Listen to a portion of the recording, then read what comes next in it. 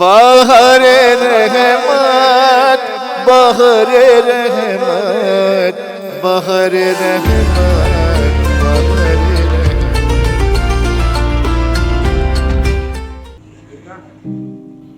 مجھے وہ پانی کی بوتل دے سکتے ہو جو ٹیبل پر رکھی ہوئی ہے؟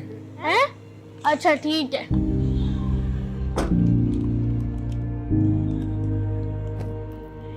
بیٹا کیا آپ یہاں ہر وقت گیم کھیلتے رہتے ہیں؟ کبھی کچھ ہمارے ساتھ بھی کچھ وقت گزار لیا کرو.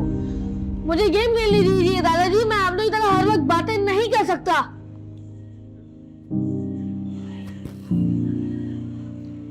بیٹا میں چائے پینے کا سوچ رہا ہوں.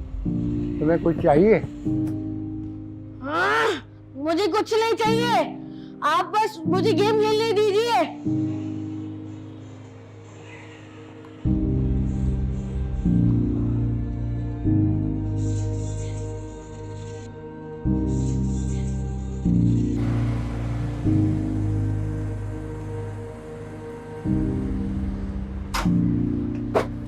عبداللہ بیٹھ جا کے ایک جگہ پہ رکھو اپنی جا کے. نہیں بتا نہیں سب کو میرے سے کیا ہے. ہمیشہ مجھے روکتے ٹوکتے. بتا نہیں سب کو میرے سے کیا مصیبت ہے.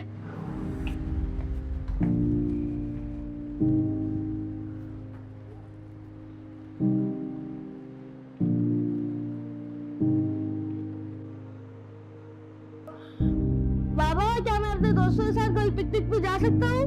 کل مدرسے کا دن ہے. ہم نے پہلے بھی اس بارے میں بات کی تھی. تم اگلے ہفتے جا سکتے ہو. نہیں کوئی ضرورت نہیں ہے. اپنی اسٹڈی پہ فوکس کرو. دن ب دن تمہارے گریڈز ڈاؤن ہوتے جا رہے ہیں. آپ لوگ مجھے کبھی بھی مزے کرنے نہیں دیتے ہو.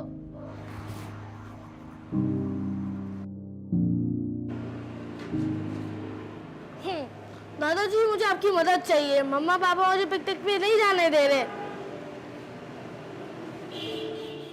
تو بیٹا ان کی بھی کوئی وجہ ہوگی. وہ آپ کا مستقبل بہتر بنانا چاہ رہے ہیں. ہاں مجھے پتا ہے مگر مجھے جانا ہے. دیکھو بیٹا جس طرح وہ تمہارے ابو ہیں میں ان کا ابو ہوں. جب آپ ان کی بات نہیں مان رہے تو آپ یہ کیسے چاہ سکتے ہو کہ وہ بھی میری بات مانیں؟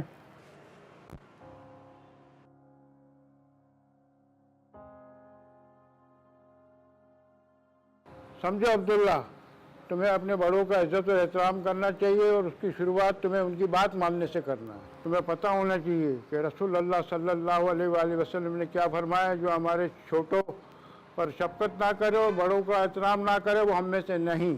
بیٹا عزت زبردستی نہیں کی جا سکتی بلکہ اچھی عادت اور اخلاق سے جیتی جاتی ہے.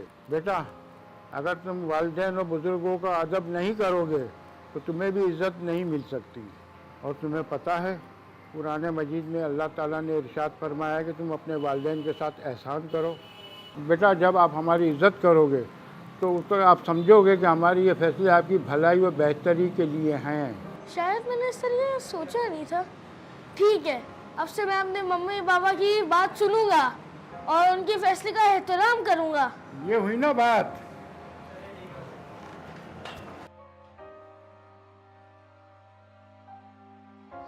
بابا مجھے افسوس ہو رہا ہے جیسے میں آپ کے ساتھ برا تھا. آپ میری بہتری چاہتے ہیں. مجھے آپ کی بات سننی چاہیے. بیٹا ہمیں خوشی ہے کہ تم سمجھ گئے ہو. تم بڑے ہو رہے ہو اور اس کے ساتھ ذمہ داری بھی آتی ہے. ٹھیک ہے آپ پکنک پہ جا سکتے ہو لیکن اپنی تعلیم اور ذمہ داری نبھانی ہوں گی آپ کو. تھینک یو دادا جی. آپ نے مجھے اتنے اچھے سے سمجھایا.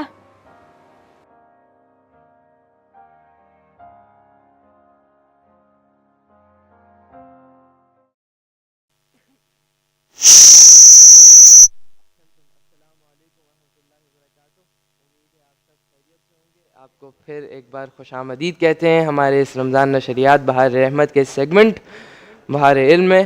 اور جیسا کہ آپ نے ہماری اس فلم کو مشاہدہ فرمایا جس میں ہم کسی نہ کسی حد تک بڑوں کی اہمیت کے حوالے سے جو ہے نا ایک میسج پہنچانے کی کوشش کر رہے ہیں.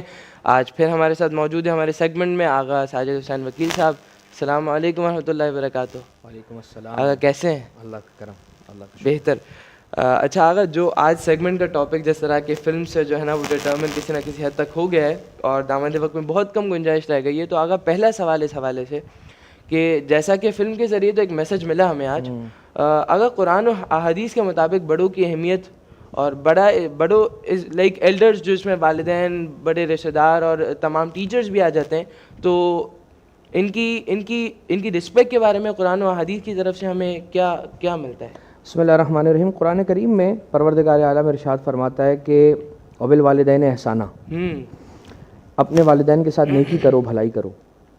اور ایک دوسری جگہ پر پروردگار عالم ارشاد فرماتا ہے کہ وقفز جناح الذل من الرحمہ, ان کے سامنے جب آیا کرو تو اس طرح سے ان کے سامنے کھڑے رہا کرو یا بیٹھا کرو کہ تمہارے جو کاندھے ہیں نا وہ ڈھلکے ہوئے ہوں, وہ گرے ہوئے ہوں, جھکے ہوئے ہوں.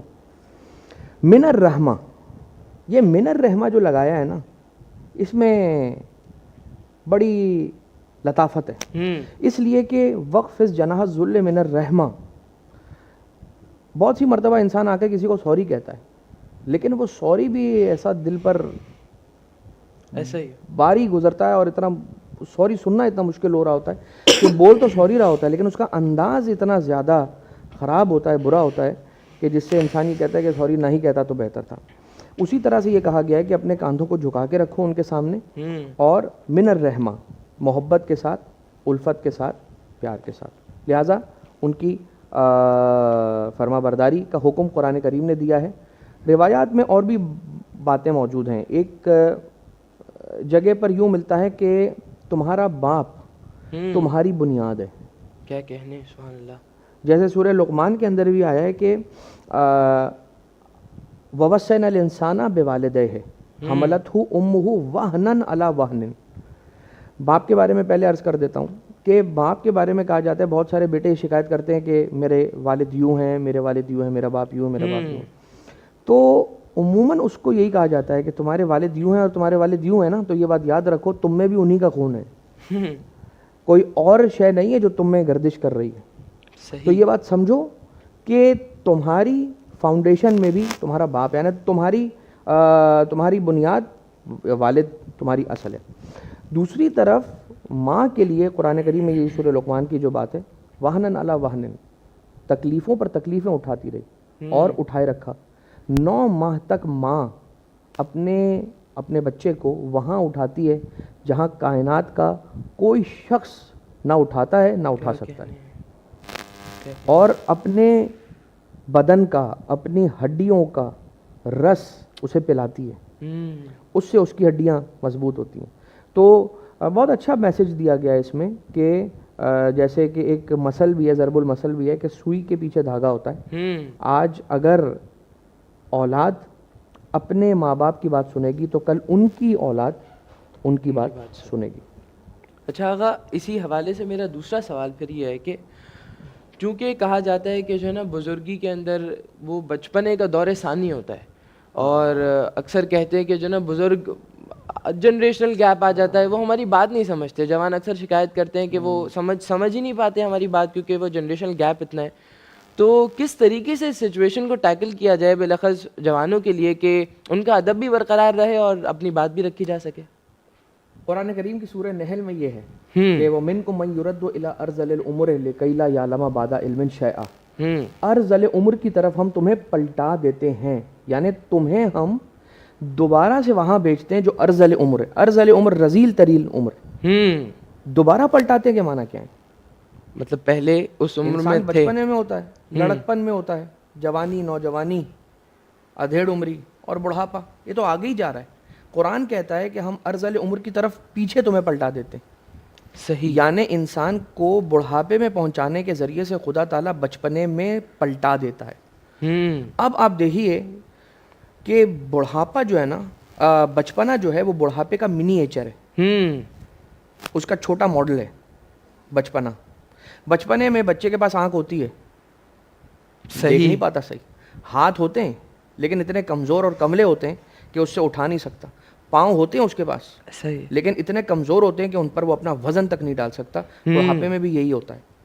لیکن اب بچوں کے لیے اور جو اولاد ہیں ان کے لیے کیا میسج ہے؟ ان کے لیے یہ میسج ہے کہ جب تمہیں یہ لگنے لگے کہ تمہارے ماں باپ اب بوڑھے ہو گئے ہیں اور ان میں طاقت نہیں رہی کچھ کرنے کی, یا تمہارے لیے کچھ جو کچھ بھی اس میں, تو اس میں انسان اپنے بچپن کو یاد کرے, اور اپنے بچپن میں وہ اولاد یہ یاد کرے کہ اسی ماں باپ کا کہ جو آج بوڑھے ہو گئے ان کا کل میرے بچپن میں کیا رول تھا. صحیح.